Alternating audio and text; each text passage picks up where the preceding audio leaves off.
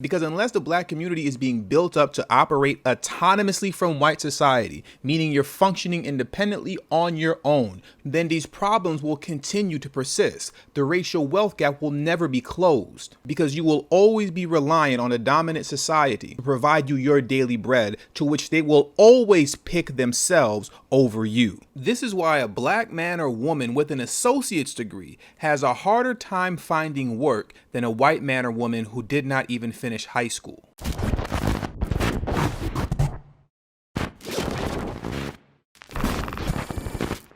Over the last week, it's been very interesting to sit back and watch and see how thoroughly brainwashed our people have become and how much of a stronghold the Democratic Party has on our minds. As black Americans have been out here celebrating the symbolic victory of Joe Biden and Kamala Harris. It's pure symbolism, nothing more, nothing less, because nothing was offered to you in exchange for your vote. There was no black agenda, there was no reparations, there is no nothing that is specifically for you and that will directly benefit you.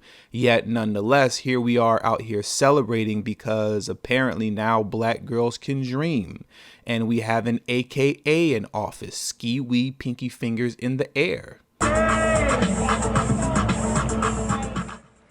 And at the Philadelphia Museum of Art, another celebration. Members of the Alpha Kappa Alpha sorority organized this event. They honored fellow member, Vice President-elect Kamala Harris, the first woman and the first person of color to serve as vice president. Look at how much we love symbolism. Look at how much we love to play. The way in which the black vote continues to give the Democratic Party the supermajority, despite never getting anything in return for that vote, is astonishing. You see, when Hispanics vote, they know what they're getting for their vote when they choose the Democratic Party because they make it very clear in terms of what they're going to do regarding immigration. As you can see in this Chicago Sun-Times article titled "Dreamer Protections to be Reinstated by Joe Biden on Day 1, Incoming Chief of Staff Ron Klain. President-elect Joe Biden will reinstate legal protection for Dreamers on Day 1, Incoming Chief of Staff Ron Klain said Sunday. Biden campaigned on restoring the protections, and Klain said on NBC's Meet the Press, the executive orders being prepared for Biden to sign when he is inaugurated January 20th will address Dreamer status. So you see, he has the executive orders already lined up and ready to go. The same thing goes with the LGBTQ community. When they vote, they know what they're getting in return, because prior to the election, the Democratic Party made that very clear to them. As you can see right here, Biden declares LGBTQ rights his #1 legislative priority. Yet when it comes to black Americans, the Democratic Party has such a strong hold over the minds of black Americans that they can literally tell you they're not going to do anything for you, but you will still go out and vote for them in the hopes that maybe they'll do right by you. And it's sad. It's really sad to see. Here's a prime example of this. Look at this video of Plies promoting Kamala Harris. Kamala Harris endorsement.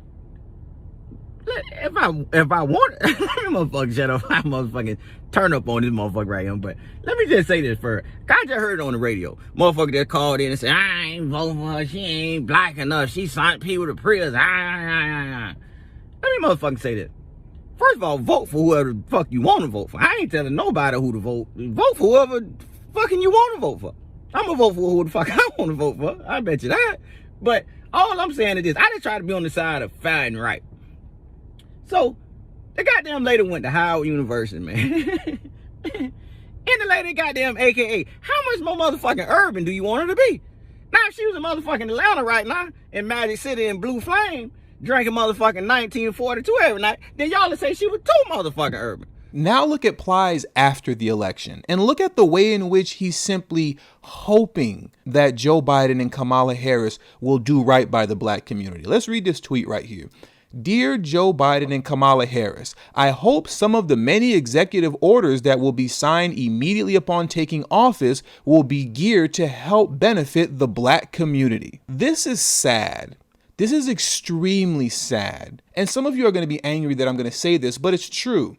This is a reflection of the black voting bloc here in America. This is a reflection of it. We're going to vote for you out of some feel-good reason that has nothing to do with policy. And once we get you into office, we're going to hope that some of the many executive orders that will be signed immediately upon taking office will be geared to help benefit the black community. This is us. And there's no denying that at this point. This has been us since 1964. And just like every election, the Democrats will give you a pat on the head, as you can see here by Joe Biden in his tweet to the African American community, in which Joe Biden stated, especially for those moments when this campaign was at its lowest, the African American community stood up again for me.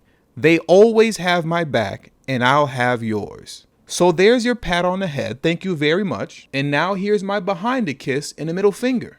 You see, now the conversation has shifted. Now the conversation is about what the Democratic Party's priorities are as they're entering office. And surprise, surprise, you're not on that priority list. But benign neglect is in full swing. Now, concerning benign neglect, one of the issues that they're going to keep pushing on you, which is a lie, is that by eliminating all college debt, that will close the racial wealth gap. That is not true. Data and statistics prove that that is not true, as well as common logic. But this is the lie that you're going to see consistently pushed upon you for the next 4 years that Biden and Harris are in office. I want to first start off now with this article, which is an opinion piece that was written by Elizabeth Warren in the Washington Post. The good news is that there are lots of big changes that a Biden-Harris administration can achieve through executive orders and agency actions on day one. The president-elect has already committed to re-entering the Paris Climate Accord, reinstating DACA, and ending the travel ban against certain Muslim countries. Here are more bold steps the new administration can take using existing legal authority. Cancel billions of dollars in student loan debt, giving tens of millions of Americans an immediate financial boost and helping to close the racial wealth gap. This is the single most effective executive action available to provide massive consumer driver stimulus. And when you scroll down even further, Elizabeth Warren goes on to say that they're going to center racial equity by building on Biden and Harris's commitment to establish a racial and ethnic disparities task force by collecting and reporting COVID-19 data and reviewing racial disparities in pandemic funding. So they're going to spend the next 4 years doing a whole lot of researching and studying to find out why the stimulus money isn't coming your way, to find out why the PPP loans aren't coming your way. We're going to spend the next 4 years studying, not delivering resources to your community, but studying why you're not getting the resources right now. But let's get back to the lie about canceling student loan debt and how that'll close the racial wealth gap. Because like I said earlier, this is a lie that you're going to continue to hear repeated over and over and over again. Now let's move on to Congresswoman Ayanna Pressley, because recently she was on Joy Reid's show, The Readout, and this is what she had to say concerning what Joe Biden and Kamala Harris's priorities should be moving forward once they get into office.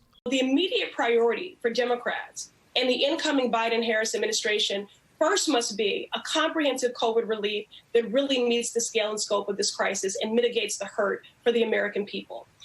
And then there's a lot that President Biden can do unilaterally to mitigate the hurt and harm of the last 4 years, because we've got to start digging out immediately.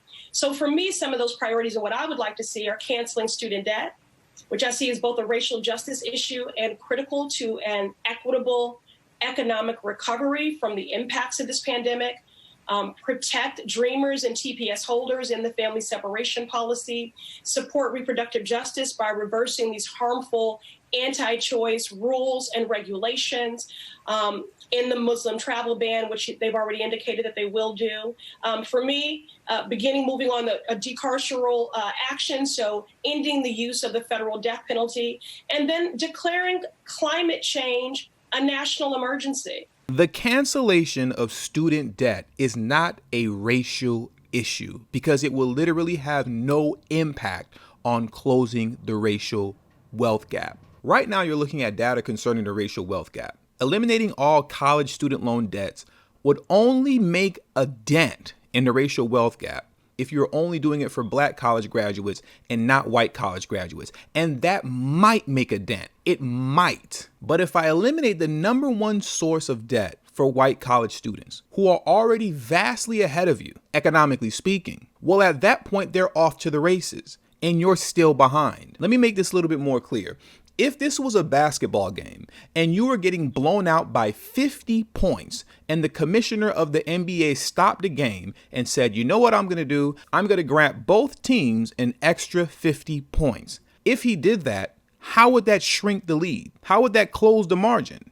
It wouldn't. The other team would just simply have more points on the board, but it doesn't close the gap. You see how easy it is to debunk this foolishness if we're just using common logic? Now let's go into actual data to which we can prove that this statement is a lie. Now, to prove my point with data, what I want to do is read a brilliant report that was written by William Darity Jr. as well as a host of others out of Duke University titled "What We Get Wrong About Closing the Racial Wealth Gap." Moreover, on average, a black household with a college-educated head has less wealth than a white family whose head did not even obtain a high school diploma. It takes a postgraduate education for a black family to have comparable levels of wealth to a white household with some college education or an associate degree. Now let's get even deeper into these numbers here. Median household net worth by race and education. Post-college for whites, $455,000. For blacks, $141,000. College for whites, meaning you just got you a bachelor's degree,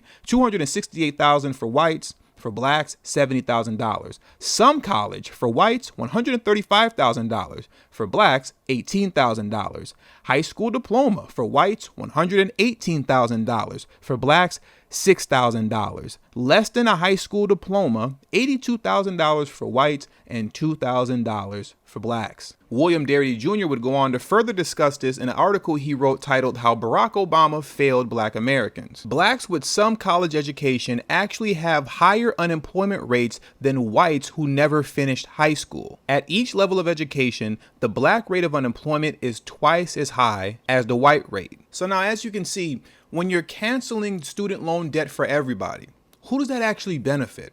And what does it actually mean for you to have your student loan debt canceled, yet you can't find a job with your associate's degree, but the white man or woman who doesn't even have a high school diploma has no problem finding work? I need somebody to explain that to me, because it's not adding up. And this is why we've continuously stated that the only answer is reparations for the descendants of American slavery, as well as a comprehensive black agenda. Because unless the black community is being built up to operate autonomously from white society, meaning you're functioning independently on your own, then these problems will continue to persist. The racial wealth gap will never be closed, because you will always be reliant on a dominant society to provide you your daily bread, to which they will always pick themselves over you. This is why a black man or woman with an associate's degree has a harder time finding work than a white man or woman who did not even finish high school. Canceling all student loan debt literally only serves the purpose of solidifying white economic dominance over everybody else. That's all it does. In no way does it equate to closing the racial wealth gap. But this is the lie that they keep selling you on as you sit here like plies, hoping and wishing that executive orders are going to come your way to benefit the black community. They already told you they weren't doing anything for you. But like the well-trained puppets that unfortunately so many of us are,